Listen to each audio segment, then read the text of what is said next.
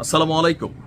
উত্তাল এই মুহূর্তে ধানমন্ডি ৩২ আপনাদেরকে একটা ফুটেজ দেখাচ্ছি। সেইখানে আসলে এই মুহূর্তে কি ঘটছে, শিবিরের লোকেরা সাবধান, ছাত্রলীগ ট্যাগ দিয়া দাঁত কিন্তু ফালাই দেওয়া হচ্ছে। তবে ওনার দাঁতের মারি শক্ত পড়ে নাই। বাট কি ঘটছে আসুন শুনি এই ব্যক্তির কাছে।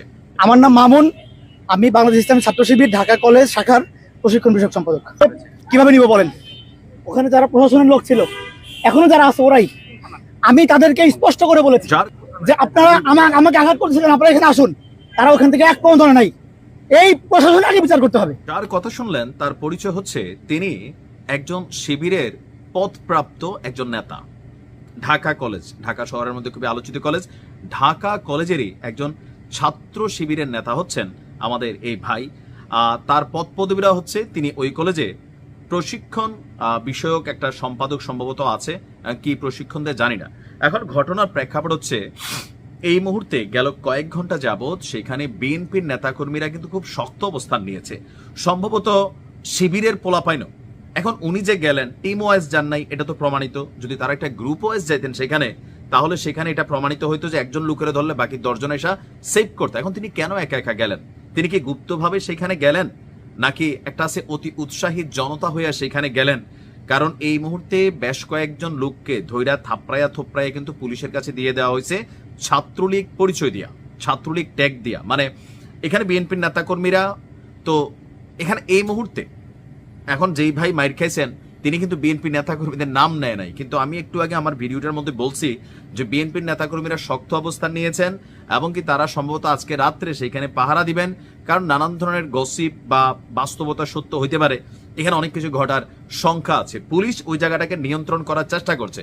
এখন ওনার অভিযোগ হচ্ছে পুলিশ ওনাকে সেভ করতে পারে না। কেমনে করবে ভাই? বরাবর দোষটা পুলিশের উপর যায়। দেখেন এই মুহূর্তে বাংলাদেশে সবচেয়ে দুর্বল একটা বাহিনীর নাম হচ্ছে পুলিশ। কখন? যখন 100 জন মানুষের সামনে 3 জন পুলিশ থাকে, 5 জন পুলিশ থাকে, 10 জন পুলিশ থাকে। আগের মতো নয় যে পুলিশ মেশিন বের করবে আর গুলি করবে। তবে আজকে নতুন করে একটা আমরা অর্ডার দেখছি, যদি পুলিশের সামনে কোনো সন্ত্রাসী মেশিন বের করে ফেলে, এনি কাইন্ড অফ মেশিন, তাহলে পুলিশ শুটেড সাইড করতে পারবে, একদম সাথে সাথে গুলি করে দিতে পারবে।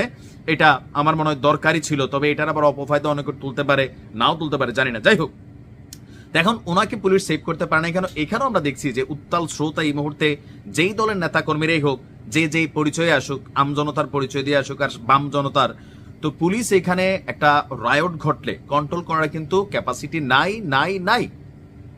আপনি এখন একজন ছাত্র শিবিরের নেতা, আপনি সেখানে একা কেন গেলেন ভাই?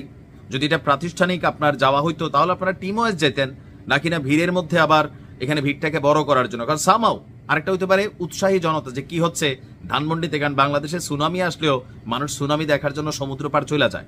সো 32কে ঘিরে আজকে অনেকেরই আনাগোনা থাকবে। যারাই যাবেন সাবধানে, যে কোনো সময় ঘাড়ের উপর বা গালের উপর ভালোবাসা পড়তে পারে যে কোনো মানুষের।